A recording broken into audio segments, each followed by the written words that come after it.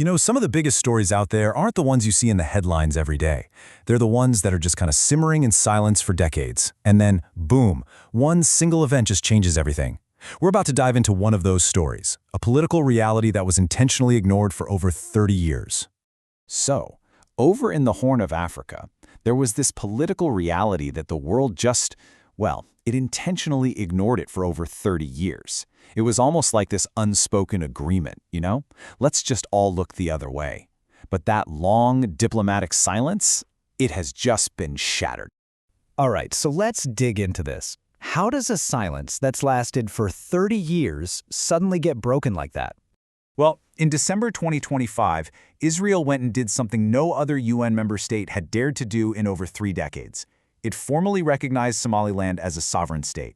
Yeah, after 34 years of just existing in this diplomatic gray zone, a major country was finally forced to pick a side.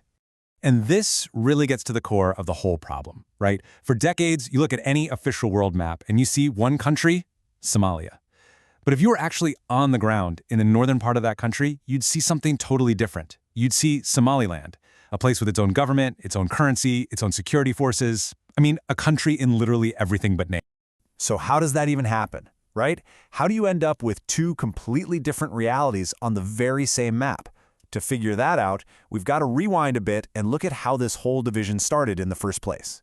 Okay, so it all kicks off back in 1960. You had the former British Somaliland in the north and Italian Somaliland in the south, and they decided to unite to form the Somali Republic. It was supposed to be this huge moment of hope and unity. But one source we looked at put it perfectly, calling it a rushed, poorly negotiated marriage. And believe me, the cracks started showing almost right away.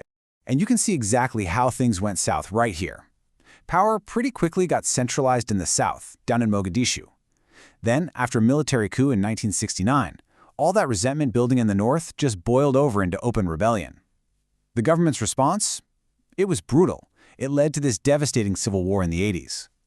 So, you can imagine, when the central government finally collapsed in 1991, the leaders up north saw their chance, not to rebuild Somalia, but to get out. And look, it is impossible to overstate the impact of that war. This wasn't just some political disagreement. We're talking about cities being bombed by their own government. For so many people in the north, that violence permanently severed any sense of belonging to the Somali state. For them, there was just no going back. So after 1991, even though they were still technically one country on paper, on the map, Somalia and Somaliland started walking down two completely different, almost opposite paths. I mean, the contrast here is just staggering. While southern Somalia was descending into decades of civil war and total chaos, Somaliland did the exact opposite. They rebuilt from the ground up, bottom up. They established peace and built a functional democracy that has held multiple elections. A completely different story.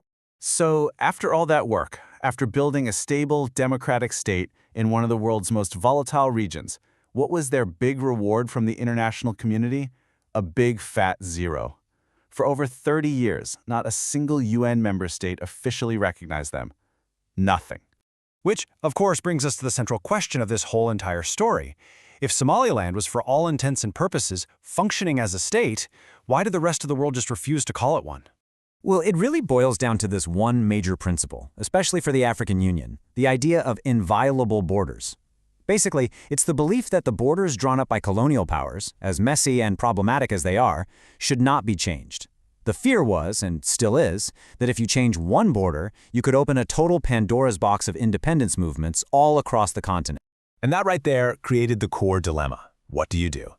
Do you reward Somaliland for creating stability against all odds, or do you uphold the international rulebook that's supposed to prevent wider chaos?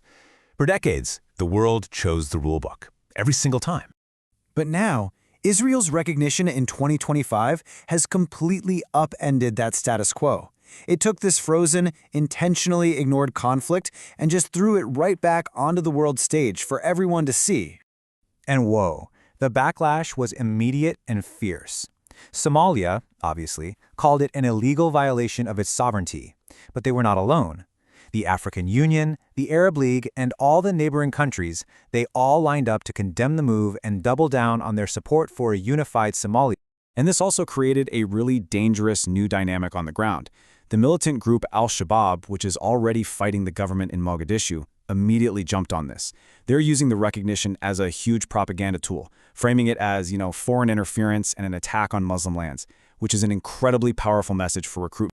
And this, right here, is maybe the most important takeaway from this whole story. For 30 years, the world tried to avoid making a choice. But the silence was a choice. It was an action in itself that just locked in the status quo, and it had very real consequences for millions of people. It was never neutral. So now, that long silence is broken. The old policy of just looking the other way, well, that's just not an option anymore. And whether Israel's move was a one-off thing or the first domino to fall, the world is now being forced to confront the very question it ignored for decades. What happens when the maps no longer match the reality on the ground?